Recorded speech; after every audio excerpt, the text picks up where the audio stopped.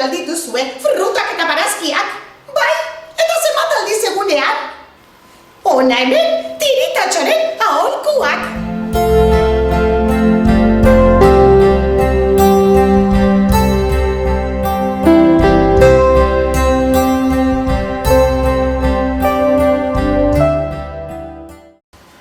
Egunean zehar, 5 aldiz jan behar da fruta edo barazkia.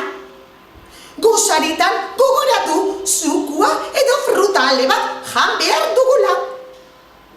Zuek gosaritan jaten alduzu frutarik edo zukurik? Arratsaldetan askari goxo-goxoa egin frutarekin eta bokadilloarekin.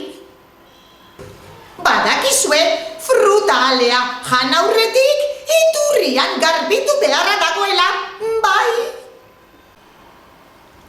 Eta bukatzeko, dastatu barazkiak, bai, modu desberdinetan jan daitezke eta goxo-goxoak egoten dira. Monika Lambreri nik egosiak egiten ditudanean